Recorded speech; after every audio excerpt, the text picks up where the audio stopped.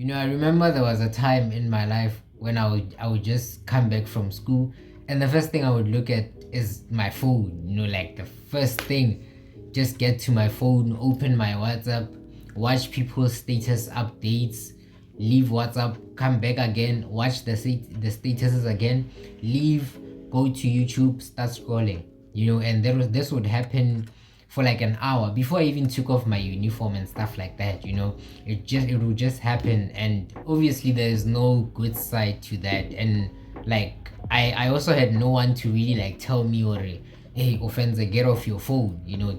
Don't spend so much time on your phone. And it's also the case with most of you guys. You don't really have someone to tell you, or hey, you're spending too much time on your phone, spend less time on your phone.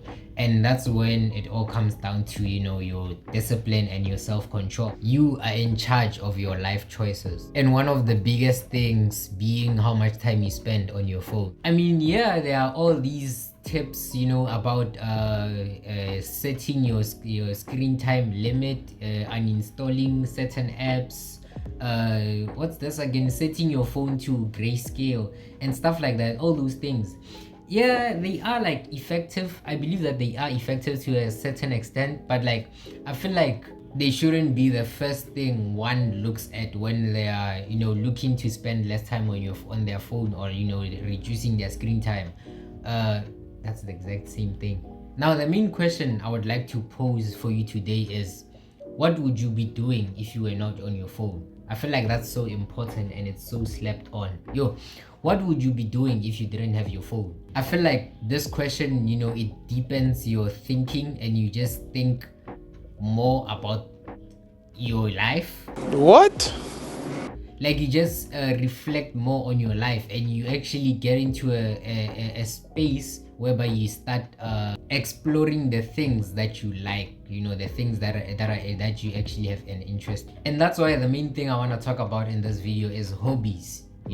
I feel like hobbies are such an it's something that is so slept on. Like it's not really something that is talked about as often, and it's so sad because if I was to ask you right now, Ore, name give me 3 hobbies that you have. Do you like hobbies, or you have hobbies? You have, ne? Yeah, give me 3 hobbies that you have or like. Yeah, that you have. And that's a question that would be difficult for most people, because you just think, it just gets you into a state of thinking about what you actually like, or what kind of person am I, like what are my interests. And that's so important, and that's like the first step into reducing your screen time. Not giving your phone to someone else, leaving it in another room. That's just effective for like a short period of time, and then after that you just instantly go back to your phone, because it's like you're taking such a huge step from using your phone every single day to not using it at all. And that has a huge impact on your mental whatever, because you just think about your phone almost every single time.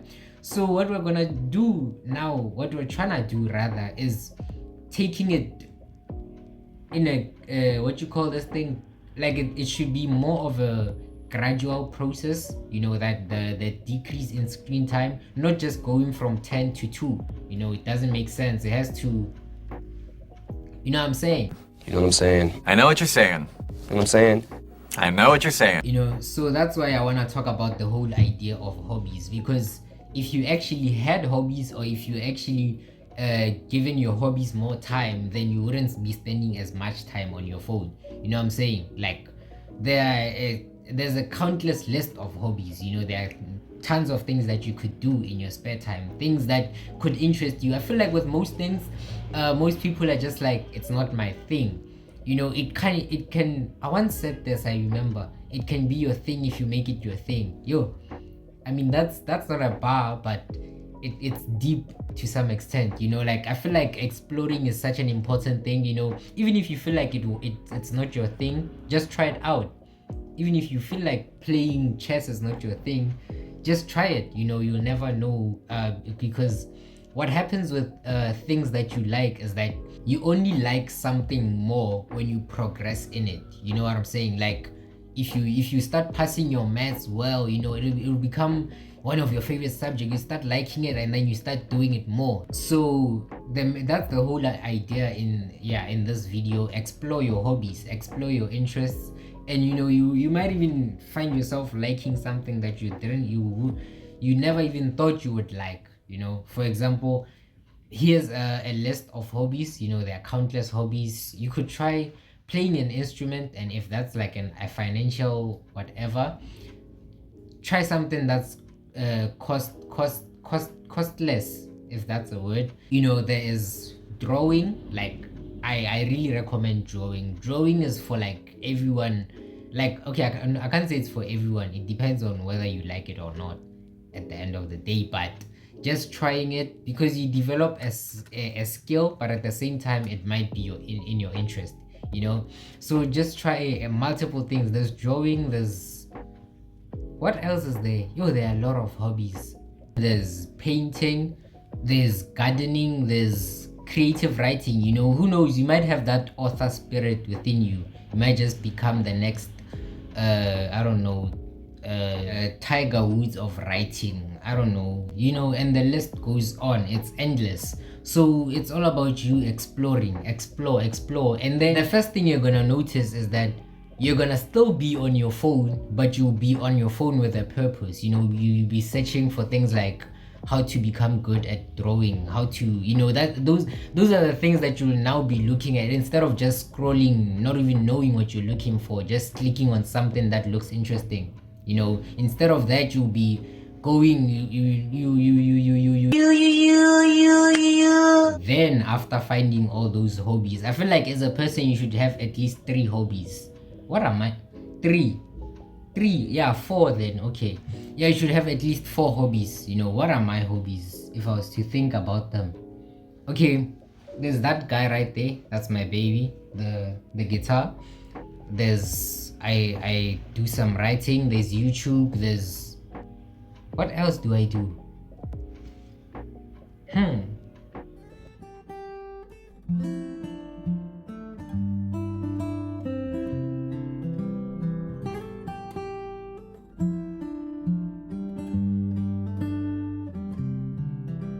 I also do some tutoring in my free time, stuff like that. But still, I'm assuming that 90% of my viewers are like students. I mean, like learners, like school learners. So studying should be your first hobby before anything else, before drawing, before, I don't know, studying should be your first hobby. So when I say you should have 3 hobbies, why do I keep doing this? When I say you should have 4 hobbies, it's studying and then the other 3. So please, studying is the top priority, and then the others come after. Make sure you prioritize your studying always. And that brings me to my next point, where I can now talk about all those other things that you would rather find online. Like if you were to Google right now how to limit your screen time, this is what you would find. But the main one I want to talk about that actually caught my attention in this entire list is scheduling your screen time. Having a plan for when you're actually gonna use your phone. That is so important. It's even more important than saying set your screen to black and white, because your screen can be black. Even if it was my phone and I was addicted to my phone and my screen is black and white, I wouldn't mind. I can still go on TikTok and watch TikTok videos in black and white, So I feel like some of those things are just like, I call them tertiary tips. They're just at the, wait, tertiary is at the top. Yeah, they're tertiary, they come, yeah, primary is, it's so important that you plan your screen time. It's as simple as saying, when I come back from school, I can only touch my phone at 5. I can only touch my phone for, you can start by not setting a time limit. You can start by saying I can only touch my phone at 6, not any time before that, and then as a week goes by, you adjust. Okay, now I can only be on my phone for an hour. Please don't just go from being there and then you go straight to the bottom. It won't really, and it will have like more of a negative impact on your mental something. I don't know mental what, but it's not really good because it's not as effective. So please try to do this. I'm looking for a theory, man, to just explain what I'm talking about. You know, the doing this instead of this, going from here to here, you go like this. So this is better. So do that, and then the next thing, all those tips that you're gonna find on Google, do them step by step. Don't just implement all those tips at once. You know, you're setting your notifications, screen, what, all those things, you do them at the same time. Do not disturb and what and all. It's really not gonna be as effective because you're just gonna be like, nah, this is not for me. But then the difference when you're actually doing them step by step, you won't really realize. I mean, you won't notice when.